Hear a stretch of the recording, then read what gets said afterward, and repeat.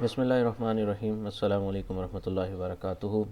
Computer networks के आज के लेक्चर के अंदर हम देखेंगे ट्रांसमिशन एम्पेयरमेंट क्या होती है जी। एम्पेयरमेंट्स होती क्या है कि किसी वजह से हमारी कम्युनिकेशन के अंदर डिस्टॉर्शन आ जाना, कम्युनिकेशन में ब्रेक आ जाना, कम्युनिकेशन का किसी वजह से रुक जाना। वो कोई भी वजूहत हो सकती है, आइदर नॉइस हो सकती हैं, सिग्नल की डिट्रैकिंग हो सकती है, आपकी कुछ ना कुछ ऐसी जो है वो ट्रांसमिशन मीडिया के अंदर कुछ इफ़ेक्ट आ सकता है जिसकी वजह से आपके पास कम्युनिकेशन जो है वो कम्युनिकेशन में डिले आ रहा होता है या कम्युनिकेशन जो है वो रुक रही होती है। So let's start from what is data transmission. सबसे पहले हम देख लेते हैं ट्रांसमिशन होती क्या है। डाटा ट्रांसमिशन हम कहते हैं किस चीज़ को है। So the communication of data between two nodes by propagation and processing signals. हम कम्युनिकेशन क्योंकि बाई डायरेक्शनल हो रही होती है, कम्युनिकेशन कभी भी यूनी डायरेक्शनल नहीं होती। अगर यूनी डायरेक्शनल हो it's mean one way communication है, और वन वे कम्युनिकेशन में रिजल्ट कभी भी प्रोड्यूस नहीं हो पाता। वन वे कम्युनिकेशन में आप अपना मैसेज कन्वे कर रहे हो बट अगले का रिस्पॉन्स नहीं ले रहे। तो जब अगले का रिस्पॉन्स नहीं ले रहे तो इट्स मीन हम यूनी डायरेक्शनल या यूनी कम्युनिकेशन कर रहे हैं या वन डायरेक्शनल कम्युनिकेशन कर रहे हैं, तो वहाँ पर हमारे पास इफेक्टिवनेस ख़त्म हो जाती है क्योंकि क्रॉसपॉन्डेंस ख़त्म हो जाती है। जब भी हम बात करते हैं कम्युनिकेशन की, तो कम्युनिकेशन हमारे पास हमेशा दो मीडियम्स के दरमियान, दो बंदों के दरमियान, दो डिवाइसेस के दरमियान, इसी तरह से हमारे पास कम्युनिकेशन जो है वो होती है। So communication of data between two nodes, दो नोड्स के दरमियान हमारे पास जो कम्युनिकेशन होगी by propagation and processing signals. By propagation क्या है कि कहीं ना कहीं से गुजरते हुए वो जाएगी, किसी मीडियम को पास ऑन करते हुए वो जाएगी, एंड प्रोसेसिंग सिग्नल्स, और सिग्नल्स को प्रोसेस करेगी। क्योंकि हमारे पास जब भी कम्युनिकेशन होती है वो एनालॉग और डिजिटल सिग्नल्स की फॉर्म में होती है। सिग्नल्स की दो ही टाइप्स है हमारे पास, सो एनालॉग एंड डिजिटल सिग्नल की फॉर्म में हमारे पास जाएगी। एंड प्रोपोगेशन क्या है कि कोई ना कोई मीडियम को यूज़ करेगी जिसको क्रॉस करते हुए सेंडर टू रिसीवर तक या रिसीवर टू सेंडर तक हमारे पास लेकर आएगी। हमने लास्ट लेक्चर्स के अंदर देखा था हमारे पास कि मीडियम कौन से हैं, ट्रांसमिशन मीडियम कौन कौन से हैं। सो प्रोपगेशन हमारे पास उन्हीं मीडियम के थ्रू होगी। The two terms analog and digital are used frequently in this context as there are two types of data transmission. So हमारे पास ट्रांसमिशन के दो बेसिकली मोड हैं। एनालॉग के अंदर सिग्नल्स ट्रांसफ़र होते हैं या डिजिटल के अंदर। While there are two types in both cases, signal received at receiver are not same as the one that sent. This is called transmission impairment. Exactly जी, जब हम कभी भी कम्युनिकेशन कर रहे हैं, सेंडर ने मैसेज भेजा, रिसीवर को एज इट इज़ रिसीव नहीं हुआ, किसी भी वजह से रिसीवर को message as it is receive ना हुआ जैसा कि सेंडर ने सेंड किया था, that's is the difference of your transmission impairment. That is the fault of your, या that is actually the main of transmission impairment, कि हमारे पास जो कुछ सेंडर भेज रहा है रिसीविंग साइड पर रिसीव नहीं हो रहा। This is the basically transmission impairment, जो कि हमारे पास डिफरेंट अनसर्टेनिटीज़ की वजह से इम्पेयरमेंट जो है वो क्रिएट हो सकती है। अब इम्पेयरमेंट की बात करें, so for analog signal these impairment cause various modification that degrade the signal quality. अब हमारे पास एनालॉग सिग्नल के अंदर इम्पेयरमेंट जो आती है वो किस वजह से, कि सिग्नल की क्वालिटी अच्छी नहीं है, सिग्नल अच्छा नहीं आ रहा था, सिग्नल वीक था, जिसकी वजह से जो है वो रिसीविंग साइड पर जो है वो ठीक से मैसेज नहीं मिल पाया, कम्युनिकेशन के अंदर कहीं पर हमारे पास प्रॉब्लम आ गई। For digital signal due two bit error a binary one may be change into binary zero and vice versa. So digital signal में क्योंकि हमारे पास 0 1 की फॉर्म में काम हो रहा होता है, तो वहाँ पर हमारे पास बिट्स चेंज हो जाती हैं। डिजिटल सिग्नल में हमारे पास बिट्स चेंज हो जाती है, 1 से 0 या 0 से 1 में आ जाती है। सो उस वजह से भी हमारे पास एरर आ जाता है। There are 3 types of transmission impairments जी। 3 वजूहत होती हैं। अटेनुएशन हो सकती है, डिस्टॉर्शन हो सकती है, या नॉइज़ आ सकती है जी। इनको अब डिटेल से देख लेते हैं कि अटेनुएशन क्या होती है और हमारे पास डिस्टॉर्शन क्या होती है, एंड देन हमारे पास नॉइज़ क्या होती है। अटेनुएशन की बात की जाए, सो अटेनुएशन हमारे पास है क्या कि एक तो डिस्टेंस बहुत ज़्यादा था, लॉन्ग डिस्टेंस था सेंडर टू रिसीवर तक जाने तक। सो हमारे पास वहाँ पर एक्चुअल चीज़ जो है वो जाकर हमारे पास डाई होना शुरू हो गए सिग्नल्स, और उसकी वजह से हमारे पास सिग्नल की स्ट्रेंथ ना होने की वजह से जो है वो जो प्रॉब्लम आती है वो हमारे पास अटेनुएशन के अंदर आ जाती है। At attenuation signal strength falls off with distance, कि डिस्टेंस के साथ साथ हमारे पास सिग्नल की स्ट्रेंथ जो है वो वीक होती जाती है। लॉन्ग डिस्टेंस था, कवर करते करते रास्ते में कहीं ब्रेकेज आती गई, एंड देन उसका जो है वो अटेनुएशन की वजह से हमारे पास इम्पेयरमेंट आने के चांसेस बन गए। It happens exponentially with the travel distance. हमारे पास अटेनुएशन का फार्मूला है 10 log base 10 P1/P2। सो हमारे पास ये क्या बताता है कि एक्चुअली अटेनुएशन के अंदर हमारे पास कितने जो है वो आ सकती है, कितना मैक्सिमम चार्ज है। इसी तरह एम्प्लीकेशन है, एम्प्लीफिकेशन में वाइस वर्सा काम होता है, P2/P1 होता है, रिसीवर डिवाइडेड बाय सेंडर होता है, जबकि अटेनुएशन में sender node divided by receiving node होता है जी, कि सेंडर ने क्या भेजा था डिवाइडेड बाय रिसीवर को क्या जो है वो रिसीव हुआ, उसको डिवाइड करके हम चेक कर लेते हैं कि कितना डिफरेंस हमारे पास आ रहा है। So attenuation affects the propagation of waves and signal in electrical circuits in optical fibre as well as in air. So definitely हमारे पास डिफरेंट फैक्टर्स होते हैं जो कि अटेनुएशन के अंदर भी आ रहे होते हैं। वो आइदर हमारे पास हवा का इफेक्ट हो सकता है, वो ऑप्टिकल फाइबर्स का हो सकता है, वो इलेक्ट्रिकल सर्किट्स का हो सकता है, वो किसी भी वजह से इफेक्ट हो सकता है। हमारे पास वेव्स के अंदर प्रोपगेशन का इशू आ सकता है। So if the signal attenuation too much it becomes unintelligible, which is why most network require repeaters at regular interval. So repeaters को हम यूज़ इसी तरह करते हैं कि सिग्नल की बूस्टिंग हो जाए, सिग्नल दोबारा जो है ना वो जिस स्ट्रेंथ के साथ पीछे से आ रहा था उसी स्ट्रेंथ के साथ जो है वो आगे मूव ऑन भी कर जाए। So attenuation is measured in decibels.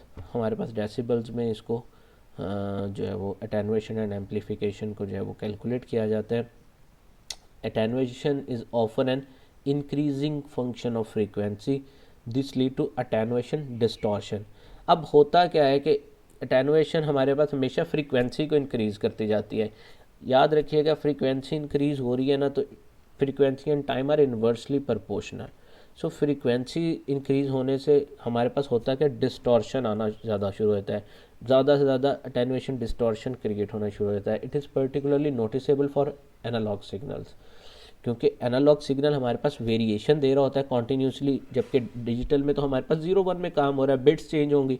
सो ये नोटिसेबल हमारे पास एनालॉग सिग्नल में होता है, क्योंकि वेव फॉर्म होती है, वेव फॉर्म में हमें क्लियरली पता चलता रहता है कि हमारे पास चेंजेस कहाँ आ रही हैं। With the passage of time हमारे पास चेंजेस होती जा रही हैं, माइनर टाइम के ऊपर भी हमें फ्रीक्वेंसी चेंज होती नज़र आ रही होती है।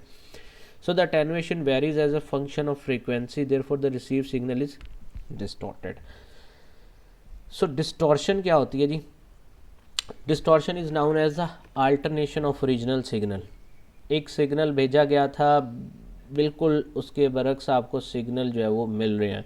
नीचे आपके पास पिक्चर के अंदर आपको नज़र आ रहा है कि सेंडर साइड पर सिग्नल किस तरह से भेजा जा रहा था और रिसीविंग साइड पर किस तरह से रिसीव हो रहा है। सिग्नल्स की पूरी फॉर्म आपके पास जब चेंज हो रही होती है, दैट इज़ योर डिस्टॉर्शन, कि किसी भी वजह से, किसी अनसर्टन सिचुएशन की वजह से आपके पास वेव फॉर्म के अंदर चेंजेस आ जाना, that is your distortion. This may happen due to the properties of the medium and the distortion occur shape of waveform is changed. हम यही बात डिस्कस कर रहे थे कि हमारे पास चेंजेस आना शुरू हो जाती है, हमारी जो वेव होती है, जो एनालॉग सिग्नल है, उसकी वेव फॉर्म के अंदर चेंजेस आना शुरू हो जाते हैं। Distortion only happens in medium like cables, wires, fibers, etc. There are many type of distortion such as amplitude distortion, harmonic distortion and phase distortion. So ये हमारे पास डिस्टॉर्शन की डिफरेंट जो है ना वो रीजंस हैं जिसकी वजह से डिस्टॉर्शन आती हैं। Distortion is critical for digital data since bit change into other bit. तो डिस्टॉर्शन के अंदर, डिजिटल डाटा के अंदर बिट्स चेंज होना शुरू होती हैं, 0 से 1 होगी, 1 से 0 में कन्वर्ट होगी। So can be solve by equalising circuits. हम सर्किट्स के अंदर इक्वलाइजिंग कर दें, जैसे हमारे पास एम्पलीफायर के अंदर इक्वलाइजर्स लगे होते हैं, तो हम वॉल्यूम को इक्वलाइज कर रहे होते हैं। उससे होता क्या है कि हमारे पास वेव फॉर्म जो है वो इक्वल जो है डिस्ट्रीब्यूट हो रही होती है। ये डिस्टॉर्शन की कुछ हमारे पास एग्जांपल्स हैं कि किस तरह से हमारे पास सिग्नल्स ट्रांसमिट होना होता है और किस तरह से वो एनालॉग और डिजिटल में जो मिक्सिंग कर रहा होता है। सो लास्ट थिंग इज़ हमारे पास के इम्पेयरमेंट के अंदर थर्ड जो चीज़ होती है वो नॉइज़ होती है, कि कौन कौन सी कॉजेज़ हैं हमारे पास, जिसमें थर्ड हमारे पास नॉइज़ है।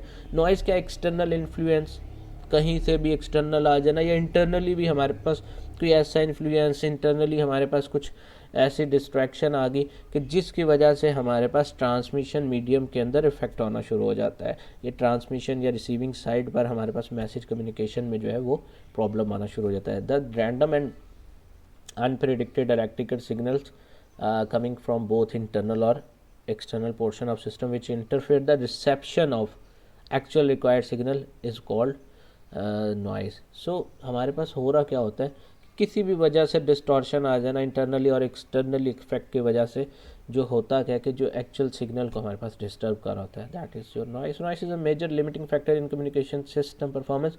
4 कैटेगरीज होती हैं हमारे पास नॉइज़ की। थर्मल नॉइज़ है, induce noise, cross talk, impulse noise. So ये हमारे पास बेसिकली 4 जो है ना वो नॉइस की टाइप्स हैं।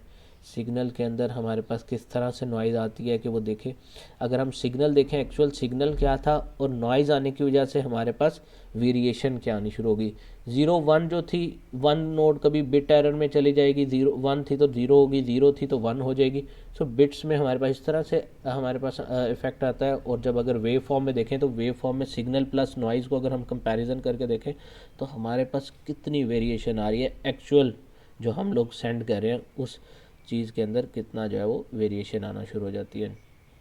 सो थर्मल नॉइज़ को देखें तो thermal noise is also known as white noise due to thermal agitation of electrons. It is present in all electronic devices and transmission media and is a function of temperature, cannot be eliminated and therefore places an upper bound on communication system performance. Thermal noise increase with temperature and bandwidth. Thermal नाम से बता रहा है heat, temperature, वहाँ पर हमारे पास ये काम कर रही होती है। वाइट नॉइज़ भी है, नज़र तो नहीं आएगी।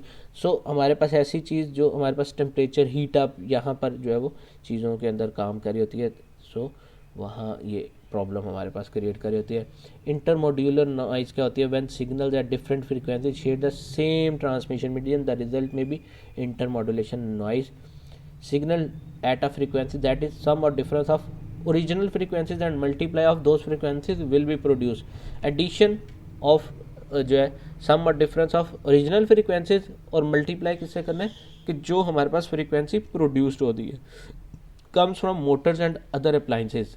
इंटरमॉड्यूलेशन है तो इंटरमॉड्यूलेशन मीन कहीं पर दो चीज़ें हमारे पास मिक्स होकर जो काम कर रही होती हैं।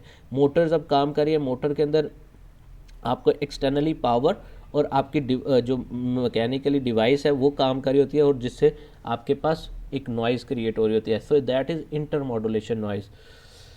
क्रॉस टॉक हम बात कर रहे हैं, उसके दरमियान कोई चीज़ें मिक्स हो जाना, आवाज़ों का मिल जाना। टेलीफोन के दौरान जैसे PTCL में हमारे पास वायर्स के थ्रू जब कनेक्शन होता था, सो वहाँ पर हमारे पास किसी दूसरे की आवाज़ का आ जाना, दैट इज़ क्रॉस टॉक। अब टाइप ऑफ क्रॉस टॉक को देखा जाए तो वहाँ पर नेक्स्ट एंड फैक्ट आ जाता है। नेक्स्ट है कि नियर एंड क्रॉस टॉक है और fact for and cross talk है। सो यहाँ पर हमारे पास वायर्ड के अंदर बातें आ जाती हैं कि इंटरफेरेंस आपकी वायर के अंदर आ जाए और उसकी वजह से आपके पास जो है सिग्नल जो है ना वो सही तरह से रिसीविंग साइड पे जो है वो रिसीव नहीं हो रहे होते, जिसकी वजह से आपके पास क्रॉस टॉक का इशू आ रहा था और नॉइज़ आ रही होती है। फोर्थ हमारे पास फॉर्म इम्पल्स नॉइज़, ये नॉन कॉन्टीन्यूस होती है जी।